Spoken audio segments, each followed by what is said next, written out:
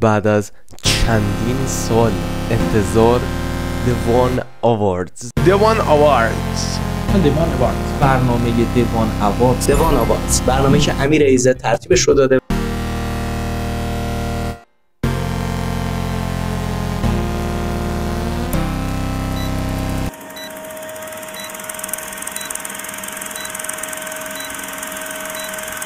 من چند سال پیش بود که استریمر آواردز رو دیده بودم و خیلی دوست داشتم که تو کامیونیتی فارسی همچین مراسم خفن، همچین مراسم خوبی رو داشته باشیم و واقعا جاش خالی بود. بریم برای رای دادن. من خیلی واقعا مشتاقم ببینم که کی قرار اول بشه تو این 30 تا سبک های مختلف. Nominations your favorites. نامزد مورد علاقه خود رو برای شرکت اضافه کنی. مدت ارسال 2 روز مونده. سابمیتان از الان اومد. خب گزینه اول بهترین یوتیوبر سال. یوتیوبری که در سال گذشته با تولید محتوای منظم و با کیفیت، خلاقیت، تاثیرگذاری و نوآوری بیشترین دستاورد رو در میان یوتیوبر فارسی زبان کسب کرده است. خب همیشه وقتی تو به یوتیوب فارسی فکر میکنیم یه سری افراد هستن که جزو بهترین هان، ولی اگه بخوایم یک نفر رو انتخاب کنیم، یوتیوبری که در سال گذشته با تولید محتوای منظم و با کیفیت، تاثیرگذاری و بیشترین دستاورد، من نظرم حقیقتا رو کومانه، ولی نباید یادمون بره که امسال خیلی سال خوبی داشتن و تونستن خیلی پیشرفت کنن. مثلا هامیکیم سال خوبی رو داشت، حتی آراد سیدین هم خوب بود، کیفیت ویدیوهاشون خیلی خوب بود. البته آراد و هامی که سبکاشون فرق داره ولی خب خوب بودن واقعا. هامی کامبک خوبی زد.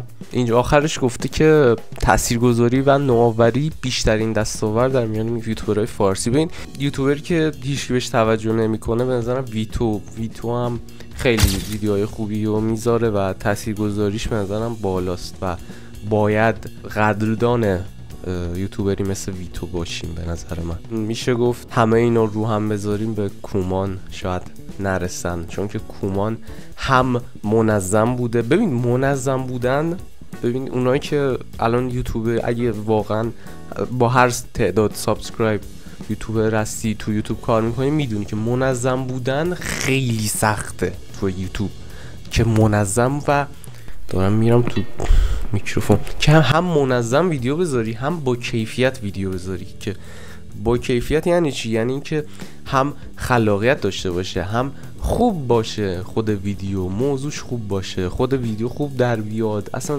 داستان داره. خیلی توضیح دادم. کومان واقعا هیچ شکی نیست توش که کومان باید برنده شه. کومان رو گذاشتیم بهترین استریمر سال. استریم که در سال به جای حرفه‌ای تعامل مناسب با محتوا و تاثیرگذاری در جامعه استریم فارسی. خب ببین بحث اجرای حرفه‌ای باشه قطعاً، ببین شک نکن امیر ایزد من اصلا ببین تنها استریمری که تو استریمش من حوصله‌ام سر نمیره امیر ایزده. یعنی امکان نداره که من حوصلت سر نمیره، یعنی هر لحظهش خوبه، لذت میبری و تعامل موثر با مخاطبان که دیگه اصلا مشخصه دیگه. امیر ایزد واقعا آخرش. بهترین همکاری، بهترین کلاب، همکاری میان دو یا چند محتواساز که منجر به خلق محتوای خلاقانه، جذاب و تاثیرگذار شده. خب اینجا ما یکم باید فکر کنی. واقعا اینجا چند محتواساز نوشته دیگه. ویدیوی معروف 50 یوتیوبر بنیامین بود و پیسلینگ باید بکنیم. اوکی این ویدیوش خوب بود. 50 یوتیوبرش کجاست؟ پاپولر زدم. آها اینه اولی بود. اوکی شما اوکی لینک رو میدی سلطان؟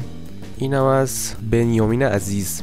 بهترین ویدیوی سال، ویدیویی که از نظر خلاقیت، کیفیت تولید و استقبال مخاطبان یکی از ماندگارترین آثار سال در پلتفرم‌هایی مانند یوتیوب شناخته شد. یکم فکر کنی، مطمئناً ویدیوی جستجوگر میا ذهنت میاد. ببین کجاست سرچ کن. ویدیو جستجوگر میا واقعا خیلی تصویرهای خوبی داشت، فوتیجا واقعا خوب بودن و حقشه که بهترین ویدیوی سال رو جایزه‌شو بگیره. بهترین پادکست سال. آقا من پادکست زیاد ندیدم کلا. دوگ نواشو دیدم، دوگ نواشو چک میدیدم، پاشا مجلسینا چی اینجاست، پلنت هم هست.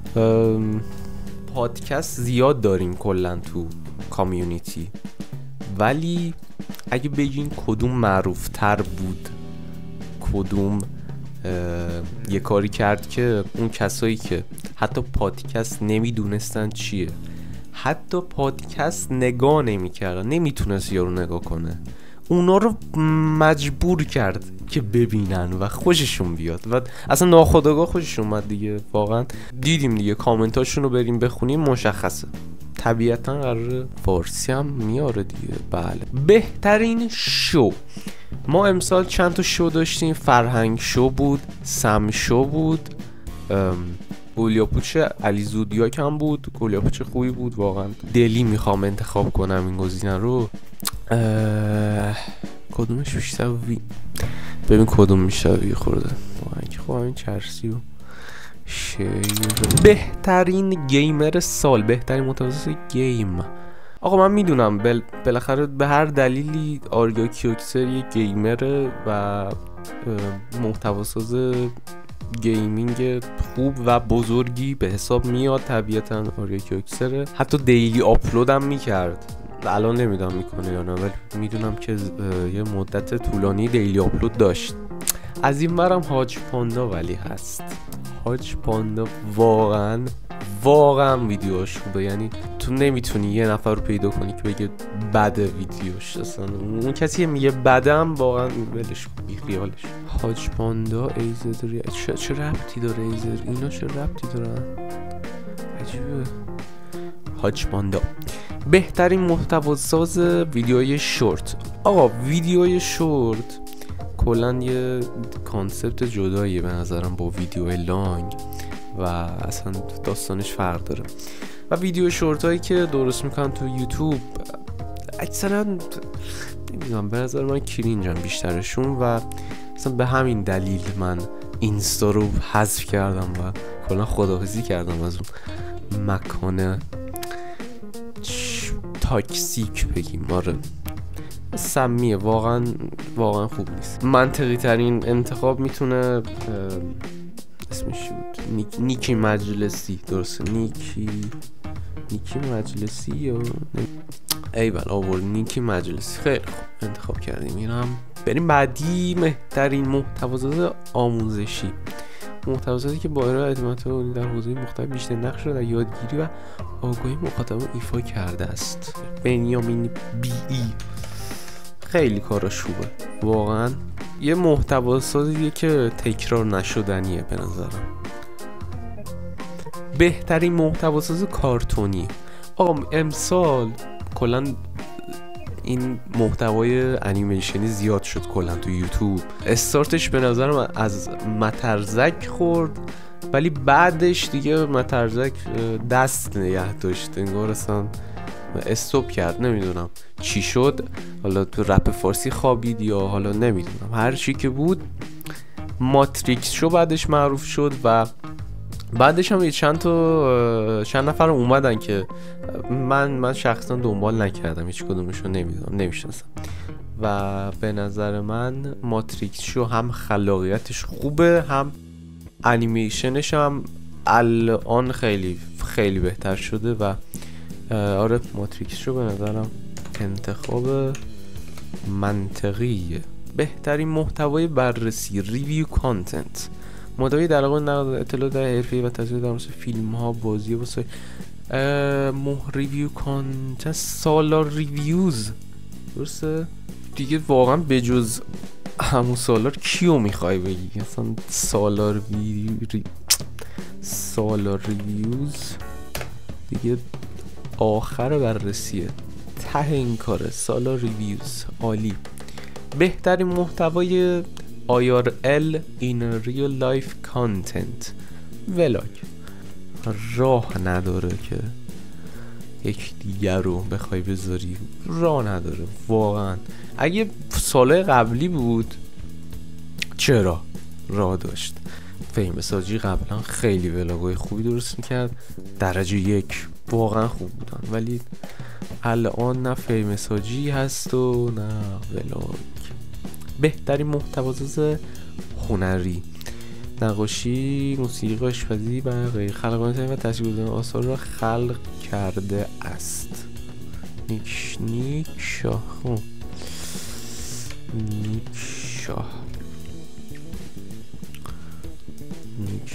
خیلی خوب، 2 تا هم چنل داشته. حالا بهترین تامنیل آرتیست، خیلی بهترین تامنیل آرتیست تو کامیونیتی به نظرم بهترین تامنیل ها رو ببین. بهترین تامنیل هایی که دیدم و همین اکیپ افشارینا داشتن، همین اکیپ 3 نفرشون تامنیل هاشون رو خیلی دوست دارم واقعا. بهترین تامنیل هایی که توی تو فارسی هست برای اینا. سالا نمیدونم تامنیل آرتیستشون کیه، البته ویدیو آخری خیلی تامنیلش خوب نیست.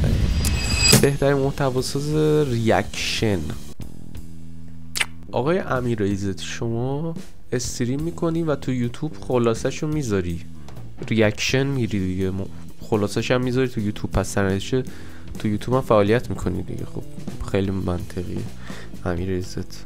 بهترین استریمر بازی‌های آنلاین، استریمی که در بازی‌های چند نفره حالا بازی جذابه. اموسام برو بریم. در بازی دوستم تک نفر بهترین، من میگم زیاد استریم نگاه نمیکنم، اسکیپ میزنیم چون واقعا نمیدونم. بهترین استریمر بازی‌های ورزشی فیفا PS علی زلزله. بهترین استریمر بازی موبایلی من اصلا نگاه نمی کنم. بهترین دوناتون رسیدیم، اینجاشو دوست داشتم، میخواستم فقط به اینجا برسیم. اموسام شک نکن، خود اموسام به خودش رأی نداد ولی من رأی میدم که اموسام بدونی که اصلا اینجا دیگه بحث چیز نیست. استریمش همین 2-3 روز پیش بود، خیلی دیگه رو در وایسی بود بابا، رأی خوب بود خدایی. مهمونینا هم می آورد، من حال کردم. خلاق ترین محتوا با نوآوری و ایده پردازی منحصر به فرد، تمایز و شاید خلاق ترین محتوای امسال امیر امیکو خوب بود. ویدیو آخرش زیاد خوب نبود ولی ویدیوی رکورد گینس پارت 3 این ویدیوش هم خوب بود، این چالش دوپامین دیتاکس اون ویدیوش هم خوب بود. رکورد گینس رو زد، واقعا ویدیو قشنگه، ویدیو واقعا خوب بود. خیلی هم طول کشیده، خیلی هم سختی داشته ولی اون ویدیو واقعا خوب بود. ویدیو قبلیش چیکار میکردی آره بیشتر یکم بیشتر ویدیو بساز. من خودم خیلی نمیسازم ولی خب نوظهور. البته که امیرعلی امارتی هم ویدیوهاش قشنگه واقعا خوبه ولی این ویدیوی رکورد گینسش به نظرم یکم سطحش بهتر بود، یکم نه. آره ناراحت نشید سلطان.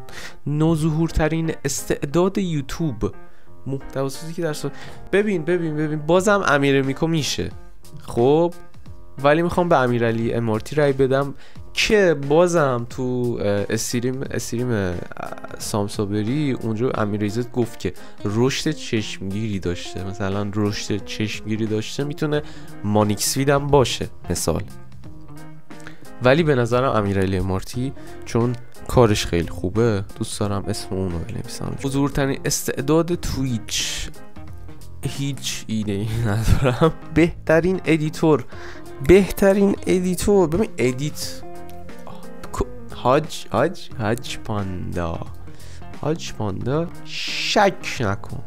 بهترین لحظه وایرال شده، لحظه از یک استریم یا ویدیو که بیشترین بازنش و بازدید را در فضای مجازی به خود اختصاص داده است. خیلی هستا، من واقعا نمیخوام رای بدم این گزینه رو، به نظرم نمیدونم خیلی این گزینه خیلی چیز زیاد حال نکردم کلا با این گزینش. خیرخواه ترین محتوا ساز. کمان بالا استریمر باید باشه. استریمر باید باشه. خب فکرم فقط اونایی که تو توییچ هم باید اول، چون همش گزینه‌های توییچ آورده بود. خنده دارترین لحظه استریمرها. من استریم نگاه نمی کنم عزیزم. بهترین چالش یوتیوبی که اوکی. محبوب ترین کامیونیتی محتوایی که با هم بس. این سهیل سولبا کامیونیتی خوبی داره. کومان، میا پلیز بیا به میا پلیز رای بدیم. نظرته؟ همش به کومان رای دادیم دیگه البته، ولی الان کومان احساس میکنم بیشتر کامیونیتیش بهتره. البته داره میگه محبوب ترین کامیونیتی هم بازم ببین آریا کیوکسر هم داره، ولی کومان احساس میکنم زورش بیشتره. حقیقتا کومان رای میدیم واقعا. به جز کومان کسی دیگه ای این لحظه ذهنم نمیاد. بعید میدونم بعدنم ذهنم بیاد. و جالبش اینه که الان تمام کردیم، سیتار هم تمام کردیم. جالبش اینه که سال بعد ممکنه خیلیش فرق کنه و الان این رقابت رو بالا میبره دیگه. رسما فضا رقابتی تر میشه. حتی فرشاد سایلنتی که همینطور رندوم برای خودش یه ویدیویی میذارم، انگار به امیرزاد گفته که آره من انرژی زیادی گرفتم، انگیزه خوبی شد که بیشتر تلاش کنم. الان جزو این سیتا مثلا آریا میتونست باشه ولی نشد. چرا؟ چون که کم رنگ تر شد.